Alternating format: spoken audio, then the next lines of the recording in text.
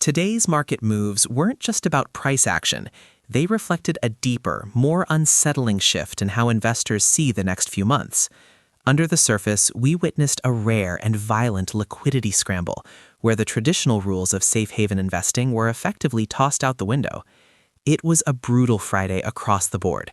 The S&P 500 fell 1.7%, the Nasdaq dropped 1.85%, and the Dow lost over 1%. But the real story wasn't in the headline indices. The U.S. 10-year yield saw its largest one-day spike in weeks, surging over 2.5%. Simultaneously, crude oil jumped more than 3% as energy infrastructure in the Gulf came under direct fire. Perhaps most alarming was the total collapse of gold, which plunged nearly 3% to $4,516. When stocks, bonds, and gold all sell off at the same time, it tells us that investors aren't just shifting sectors, they are sprinting for the exits. The market's psychology broke today due to a triple threat of policy and geopolitical shocks. First, the Federal Reserve delivered a hawkish pause. While they kept rates steady, they signaled only one rate cut for the entirety of 2026. Chair Powell was blunt. Higher energy prices are creating an inflation trap, and the Fed is prepared to stay restrictive for as long as it takes. Second, the energy war shifted from a shipping crisis to a production crisis. Overnight strikes on Qatar's LNG facilities knocked out 17% of their output.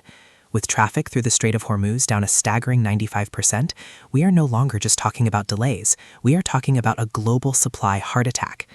Finally, we hit a mechanical wall. Today was Quadruple witching, the largest options expiration in history, with $7.1 trillion in notional exposure. This forced massive, non-fundamental selling programs into an already thinning market. Institutional money is currently in a state of emergency liquidity gathering. We saw a total retreat from offensive plays. Technology and consumer discretionary were sold off aggressively as the higher-for-longer rate reality set in. But even more telling was the abandonment of defensive sectors. Utilities and real estate, usually the bunkers investors hide in, were slaughtered. The only area attracting any capital was energy and some select financials. This atoms over bits trade is the only thing standing, but even those gains are fragile. One open question investors are debating right now is whether this move in gold reflects a temporary technical reaction to margin calls, or if the metal's status as the ultimate safe haven is fundamentally breaking under the weight of this dollar strength. I'd be curious how you're interpreting this. Is gold a buy the dip here, or is the liquidity risk too high? Let me know your view in the comments. Beneath the surface, a liquidity bridge collapse is forming. The fact that gold and equities fell together is a hallmark of a systemic liquidity crisis.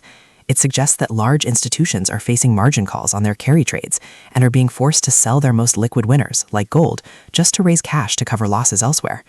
Furthermore, we are approaching the 21-day clock on the Strait of Hormuz. If the disruption persists, regional producers will be forced to shut down facilities entirely. There is no strategic reserve on Earth that can compensate for a total regional production halt. Today signals a definitive regime shift.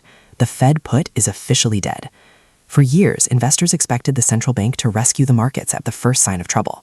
Today, the Fed made it clear that inflation, driven by this energy shock, is their only priority. We also saw a breakdown in fundamentals.